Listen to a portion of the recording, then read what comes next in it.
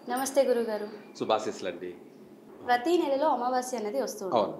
ఆ రోజు అవును. ఎటువంటి పూజలు చేసుకుంటే, హ్మ్. ఎలాంటి పనులు చేస్తే అవును. లక్ష్మీదేవి మనకి అనుగ్రహిస్తుంది? చాలా మంచి విషయం అడిగారండి.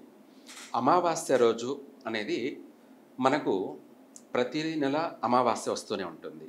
అయితే మనకక్కడ వారంతో కూడుకొని ఒక్కొక్క ఫలితం ఉంటుంది. ఏ వారం అయితే అమావాస్య వస్తుందో, హ్మ్. అలాగే ఆ రోజు ఏ నక్షత్రం అయితే ఉంటుందో, ఈ 3 కూడుకున్న దానితో మనము ఫలితాల గురించి చెప్పాలి. అయితే ఏది ఏమైనా కూడాను ఆదివారం అమావాస్య, హ్మ్. మంగళవారం అమావాస్య, శుక్రవారం అమావాస్య వచ్చిందనుకోండి.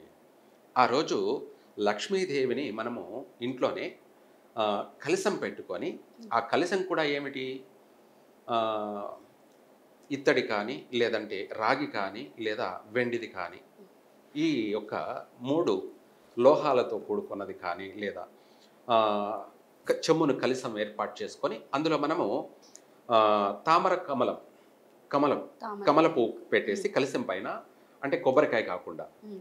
కమలం పెట్టేసి ఈ యొక్క మంగళవారం అమావాస్య కానీ, ఆదివారం అమావాస్య కానీ, లేదా శుక్రవారం అమావాస్య శుక్రవారం కానీ, అమావాస్య. అయితే ఏ రోజు ఏ కలశం పెడితే బాగుంటుందనే విషయంలో కూడా మనం చెప్పుకుందాం. హ్మ్. ఆదివారం రోజైతే అరటి పువ్వు పెట్టి, హ్మ్. ఆదివారం అమావాస్య అరటి పువ్వు అంటాం కదా! హ్మ్. అరటి గెలకొచ్చినటువంటి పువ్వు. పువ్వు. ఆ పువ్వుని మనం కలశం మీద పెట్టి లక్ష్మీదేవికి సంబంధించి పూజా కార్యక్రమం అనేది పూర్తిగా పండితుల్ని పిలుచుకొనైనా చేయొచ్చు. లేదా మనకు చేతనొచ్చినంత వరకు బుక్ తీసుకొని అష్టోత్తరం చేస్తూ, ఆ యొక్క కలశం పైన మనము కుంకుమతోటి కుంకుమార్చన అష్టోత్తరంతోటి హ్మ్. కుంకుమార్చన చేసినట్టయితే వాళ్ళకు ఆర్థిక పరంగా ఉన్న పలానా కలిసొచ్చే అవకాశం అధికంగా ఉంటుంది. హ్మ్. ఆర్థిక పరమైనటువంటి విషయాన్ని మనం చూసుకుంటే ఇక్కడ స్థిర నివాసం, స్థిర నివాసం. నివాసం అనగా మనకు స్థిర నివాసం అంటే లక్ష్మీదేవి మన ఇంట్లో ఎప్పటికీ స్థిరంగా ఉండే అవకాశం ఉంది. పువ్వు అది అరటి పువ్వు కదా! ఆ అరటి పువ్వు అనేది అత్యంత శుభప్రదమైనటువంటిది. మనకు అందులో అరటి గెలలు, అరటికాయలు దిగుతాయి కదా! హ్మ్. ఆ విధంగా మనకు ఇంటికి సంతాన యోగము కలుగుతుంది. అంటే సంతాన లక్ష్మి అనుగ్రహం కలుగుతుంది. అలాగే సంపూర్ణమైనటువంటి ఆర్థికపరమైనటువంటి అభివృద్ధి, యోగము అనేది శాశ్వతంగా కలిసి వస్తుంది. ఇదే కాకుండా మనకు మంగళవారం హ్మ్. ఇందాక ఆదివారం ఏ కలశంతో చేస్తే బాగుంటుందో, అలాగే మంగళవారం రోజున మనము కొబ్బరి బోండం, హ్మ్. కొబ్బరి బోండాన్ని మనం వివాహం అప్పుడు అమ్మాయికి, వధువుకి, వరుడికి మనం కొబ్బరి బోండాన్ని పెడతాం కదా! హ్మ్. అది అదే కొబ్బరి బోండాన్ని, అంటే ఎండిపోయిన కొబ్బరి బోండం కొబ్బరికాయ పెట్టకూడదు. కొబ్బరి బోండం పెట్టి, తమలపాకులను పెట్టిన తర్వాత కొబ్బరి బోండాన్ని పెట్టి, ఆ కొబ్బరి బోండం పైన ఒక ఎరుపు వస్త్రాన్ని వేసి, మనము ఆ కలశాన్ని సాక్షాత్తు లక్ష్మీదేవిని మనం నిలుపుకున్నట్టనమాట. మనం 3 పువ్వులు, 6 కాయలు అంటాం కదా! అవును. ఇందాక అరటి పువ్వు పెట్టిందే 3 పువ్వులు. హ్మ్. ఇక్కడ 6 కాయలు అన్నాం కదా! హ్మ్. ఈ కొబ్బరికాయే 6 6 కాయలు. కాయలు. శాశ్వతమైనటువంటి ఆర్థిక యోగం కలగాలంటే అది కూడా మన ఇంట్లో ఉత్తరం ఉత్తరం అంటే ఉత్తరం వైపున ఈ యొక్క కలశాన్ని పెట్టి అక్కడ మండపాన్ని ఏర్పాటు చేసుకొని, పీట వేసుకొని, ఉత్తరంన పెట్టుకొని పూజించినట్టయితే వాళ్లకు, వాళ్ళ కుటుంబానికి లక్ష్మీదేవి శాశ్వతమైనటువంటి స్థిర నివాసం ఉంటుంది.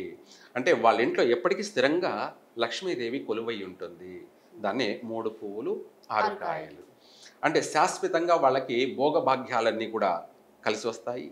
చక్కగా కుటుంబం అంతా కూడా సంతోషంగా, ఆనందంగా అభివృద్ధి చెందుతూ వస్తూ ఉంటుంది. అనుకున్న ప్రతి పని కూడా నెరవేరుతూ ఉంటుంది. వీళ్ళే కాకుండా, వీళ్ళు జీవించడమే కాకుండా, వీళ్ళు చుట్టూ 10 మందిని పోషించేటువంటి యోగం కలుగుతుంది. అంటే 10 మందికి పెట్టే యోగం అనేది వీళ్ళకు కలుగుతుంది. అది ఉద్యోగం ద్వారా కావచ్చు, వ్యాపారం ద్వారా కావచ్చు, ఏ రూపంలోనైనా సరే ఎప్పటికీ 10 మందిని పోషిస్తున్నటువంటి యోగం కలుగుతుంది. తర్వాత శుక్రవారం రోజు హ్మ్. అమావాస్య, శుక్రవారం రోజు వచ్చినట్టయితే తామర కమలం పువ్వు పెట్టేసి, ఆ రోజు విశేషంగా ఎరుపు అక్షంతలతోటి, ఎరుపు అంటే బియ్యము, కుంకుమ, హ్మ్. అలాగే నెయ్యి, ఆవు నెయ్యి, స్వచ్ఛమైన ఆవు నెయ్యి 3 కలిపి ఆ అక్షంతలతోటి ఆ తామర కమలం పైన అమ్మవారికి వీలైనంత వరకు స్త్రీ సూక్తం కానీ అంటే స్త్రీ సూక్తం జరిపించడం, దాంతోపాటు అష్టోత్తర శతనామావళి జరిపించడం అనేది వాళ్ళే చేసుకోవచ్చు. వాళ్ళే చేసుకున్నట్టయితే ఇది కూడా ఉత్తరమే, లేదంటే తూర్పైనా సరే పర్వాలేదు. ఈ 2 భాగాల్లో కూడా పెట్టుకోవచ్చు. అలా పెట్టి చేసినట్టయితే వాళ్ళ ఇంట్లో ఒక యోగమే కాదు, విద్యా యోగము, అలాగే జ్ఞాన యోగం అంటే తెలివితేటలు, మంచి తెలివితేటలు, మంచి విద్యావంతులు, అలాగే మంచి వ్యాపారవేత్తలు కూడాను. అంటే చాలామంది వ్యాపారం చేస్తారు, అందరూ సక్సెస్ కాలేరు. కానీ ఇలా చేసినటువంటి వాళ్ళు మంచి చక్కగా వ్యాపారంలో రాణించడం, అభివృద్ధి చెందడము. అలాగే ఏ రూపంలోనైనా సరే ప్రతిరోజు వాళ్ళ ఇంటికి ధనం వస్తూనే ఉంటుంది. అంటే వ్యాపార రూపంలో కావచ్చు, ఏదో ఏ పని చేసినా కూడా కలిసి రావడం, ప్రతిరోజు ప్రతినిత్యం సాయంత్రం కల్లా వాళ్ళకి ఏ రూపానైనా సరే ధనం అనేది ఆర్థికంగా ప్రతిరోజు ప్రతినిత్యం ఇంటికి వస్తూనే ఉంటుంది లక్ష్మీదేవి. అలా స్థిరంగా నివాసం ఉంటుంది లక్ష్మీదేవి, శాశ్వతంగా వాళ్ళ ఇంట్లో ఆమె కొలువై కూర్చొని ఉంటుంది. కాబట్టి ఈ 3 అమావాస్యల్లో విశేషంగా జరిపించవచ్చు. మిగతా అమావాస్యలు అనేది వాళ్ళకి ఇష్టం వచ్చినట్టు ఏ విధంగానైనా చేసుకోవచ్చు. కానీ ఈ 3 వారాలు మాత్రం ఇలా డిఫరెంట్, ప్రత్యేకంగా, అంటే మనం కొత్తగా క్రియేటివిటీ కాదు ఇది. ఇది ఆదిగాను అనాదిగాను చేసినటువంటిది. ఈ చేసేటువంటి లక్ష్మీ యోగంలో లక్ష్మీ ప్రాప్తి కోసం చేసేటువంటి పూజా క్రియా విధానాల్లో ఇవి మొదటిది. ఇందాక మనం చెప్పుకున్నది మొదటి పూజా క్రియా విధానం. విశేషంగా వాళ్ళు ఐశ్వర్యవంతులుగా వర్ధిల్లుతారు. వాళ్ళు 10 మందిని పోషించే స్థాయి, శక్తి, స్తోమత అనేది వాళ్ళకు పుష్కలంగా కలిసి వస్తూనే ఉంటుంది. ఇదే కాకుండా శత్రువులు కూడా మిత్రులైపోతూ ఉంటారు. శత్రువులు కూడా మిత్రులు అయిపోతుంది. లక్ష్మీ అనుగ్రహం ఉన్నప్పుడు ప్రతిదీ కూడా కలిసే వస్తుంది. ఓకే గురుగారు, చాలా చక్కగా తెలియజేశారు. ధన్యవాదాలు. సర్వే జన సుఖినో భవంతు.